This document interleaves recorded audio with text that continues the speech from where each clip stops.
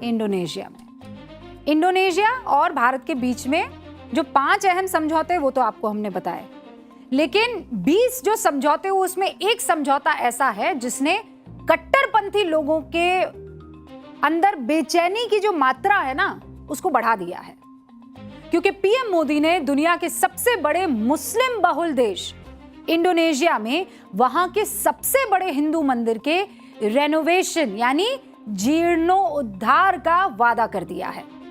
इस मंदिर का नाम जानना चाहेंगे? Yes ma'am. प्रम्बानन मंदिर। क्या नाम है? प्रम्बानन मंदिर। ये इंडोनेशिया में 1000 साल से ज्यादा पुराना मंदिर है और त्रिमूर्ति हमारी यानी ब्रह्मा विष्णु महेश उनको समर्पित मंदिर है। इस मंदिर का एक बड़ा हिस्सा वक्त के साथ जीर्ण शीर्ण हो गया, फिर इसका रेनोवेशन किया जाना था और उसकी जिम्मेदारी पीएम मोदी ने उठाई है। कट्टरपंथियों के दिल का दर्द थोड़ा और बढ़ेगा जब ये बताऊंगी कि पीएम मोदी ने ये जो वादा है कि मैं इसका जीर्णोद्धार करवाऊंगा, इंडोनेशिया के आग्रह पर किया है। दरअसल इंडोनेशिया वो देश है जहां एक तरफ तो इस्लाम की अजान गूंजती है और दूसरी तरफ प्राचीन हिंदू मंदिरों को आध्यात्मिक ऊर्जा का केंद्र माना जाता है। इंडोनेशिया के जितने भी लोग हैं, हिंदू के मुस्लिम, हिंदू मंदिरों को किसी मजहब के चश्मे से वो नहीं देखते हैं, उसे वो अपनी सांस्कृतिक विरासत और सभ्यता की अमूल्य धरोहर के रूप में देखते हैं। यही बात बहुत से लोगों को चुभती है। आपको याद होगा कुछ साल पहले पीएम मोदी की पहल पर यूएई में भव्य हिंदू मंदिर का निर्माण हुआ था। 2019 में पीएम मोदी की यात्रा के बाद 2022 में बहरीन के क्राउन प्रिंस ने हिंदू मंदिर के लिए भूमि दे दी थी। कट्टरपंथियों के तो एकदम सांप लौट जाना ना, वो हो गया था। लेकिन अब मुस्लिम आबादी के लिहाज से दुनिया के सबसे बड़े देश में एक हिंदू मंदिर के जीर्णोद्धार की बात से तो तकलीफ होगी ना।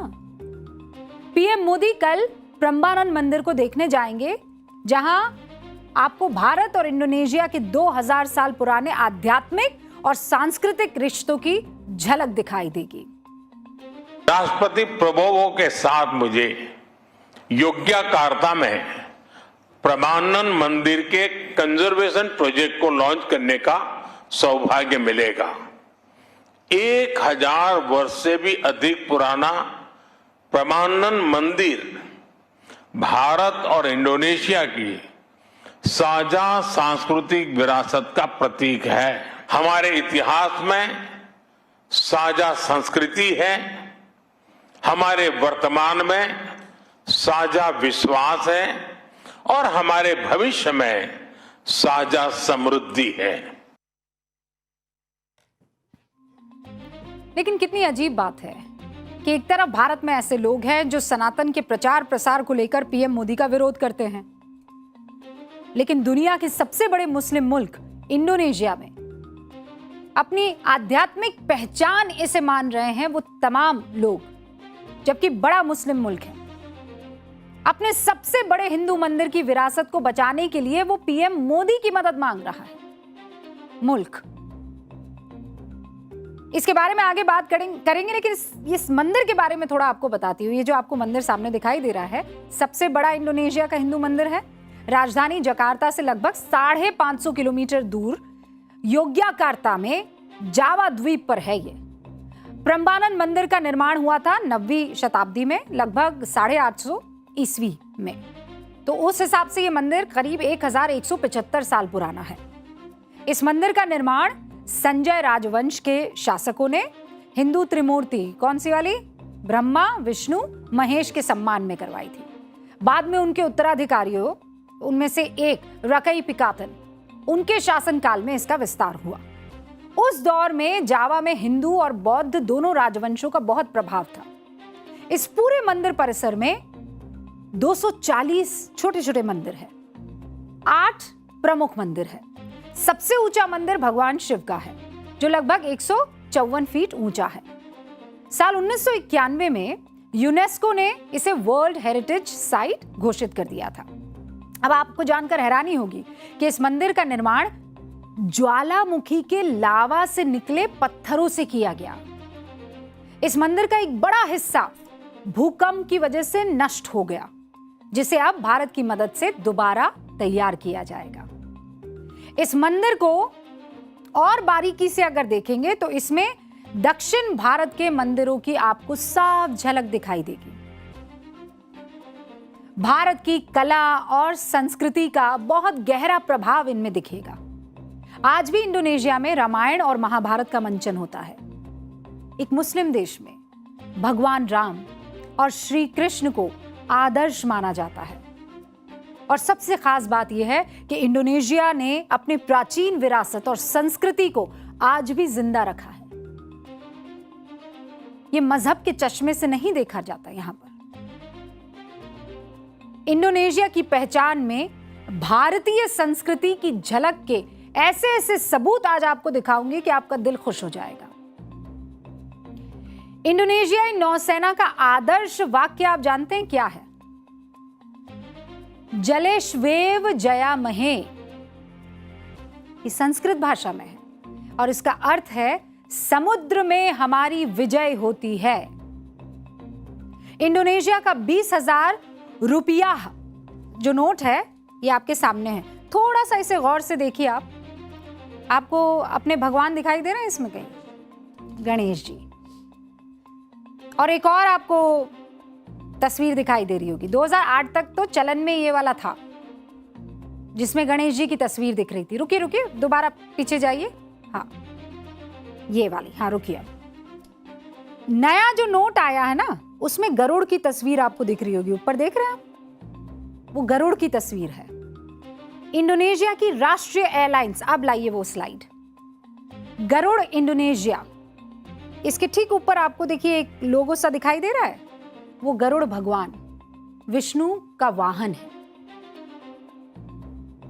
भगवान विष्णु के वाहन गरुड़ की आप उस वक्त तस्वीर देख रहे थे।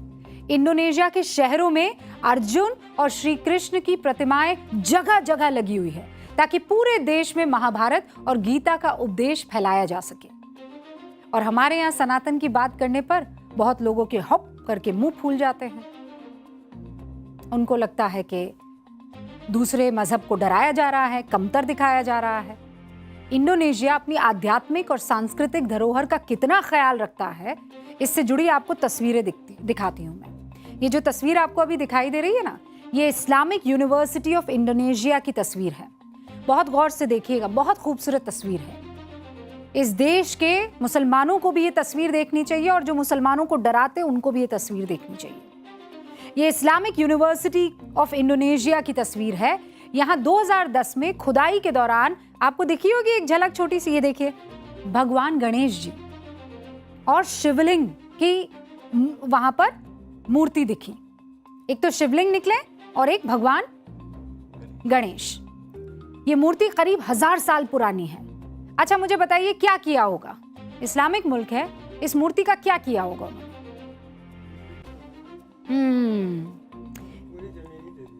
पूरी जमीन ही दे दी होगी। मैं बताती हूँ क्या हुआ।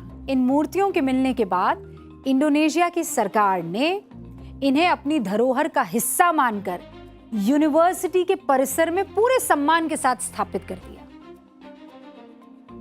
इंडोनेशिया सिर्फ भारत की आध्यात्मिक और सांस्कृतिक विरासत का फॉलोवर नहीं है, वो उसे महसूस करता है, उसे जीता है और बड़े फक्र के साथ। 24 करोड़ जो है वो कलमा गो है, लेकिन भगवान राम को अपना पूजनीय भी मानते हैं। और केवल सांस्कृतिक विरासत के फॉलोवर नहीं है इंडोनेशिया के लोग, भारत के प्रधानमंत्री नरेंद्र मोदी के भी जबरदस्त फैन हैं। आज इंडोनेशिया के राष्ट्रपति प्रबोवो सुबियांतो ने पीएम मोदी की तारीफ में जो बातें कही, उसे सुनकर भारत के विपक्ष की तो भैया नींद उड़ जाएगी।